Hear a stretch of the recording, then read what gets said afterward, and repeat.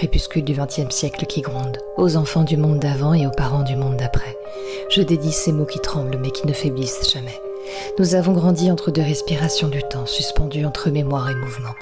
Nous avons connu les cabanes dans les arbres avant les stories de Snapchat, les lettres parfumées avant les messages instantanés qui vont trop vite envoyés comme ça à la hâte, les dimanches sans wifi mais toujours pleins de vie, où le silence avait plus de sens que tout ce qu'on se dit aujourd'hui. Nous sommes la génération des clés autour du cou, des goûters sur les marches et des rires qui courent partout, des vélos sans casque et des genoux écorchés où la liberté n'avait pas besoin d'être codifiée. Nous rentrions à la maison quand les lampadaires s'allumaient et non pas quand la batterie du téléphone sonnait. Nous avons connu la radio qui grésille et les cassettes à rembobiner, le stylo en guise d'outil pour les réparer, les télés sans télécommande, le magnétoscope capricieux qui avalait parfois la bande sous nos yeux. Nous avons vu naître Internet, les premiers ordinateurs, les SMS facturés à l'unité et ce bruit étrange du modem joueur. Nous avons dansé sur Goldman, Indochine, Balavoine ou téléphone, portant leurs refrains comme des éclats qui rayonnent.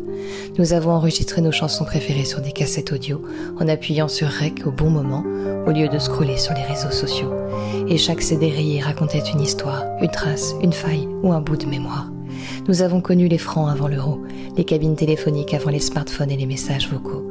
Nous avons connu les lettres d'amour avant les premiers vus à 14h23. On s'écrivait pour se dire « tu me manques » dans l'élan de l'émoi. On ne se ghostait pas, ce mot n'existait pas, ni la froideur qu'il déploie. Nous avons grandi avec l'odeur du pain chaud, le bruit du ballon contre un mur, les verres du Ralex et le sirop à l'eau. Nos parents ne parlaient pas de charge mentale, mais ils portaient le monde sur leurs épaules loyales. On nous a appris à attendre, à réparer, à respecter, à tomber, à se relever, à dire pardon sans émoji pour nous excuser. Nous sommes cette génération charnière avançant au gré des cartes routières avant le GPS, la génération des photos ratées qu'on découvrait une fois la semaine passée avec un rire plein d'allégresse, comme un trésor inattendu, tout comme ces repas sans télé où l'on se regardait, le temps d'un moment suspendu mais jamais tendu.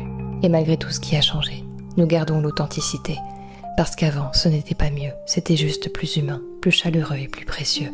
Alors à nous, à cette génération debout entre passé et futur confus, à ceux qui se souviennent de leur vécu, à ceux qui savent d'où ils viennent et qui continuent d'avancer le cœur chargé de cette nostalgie épicurienne.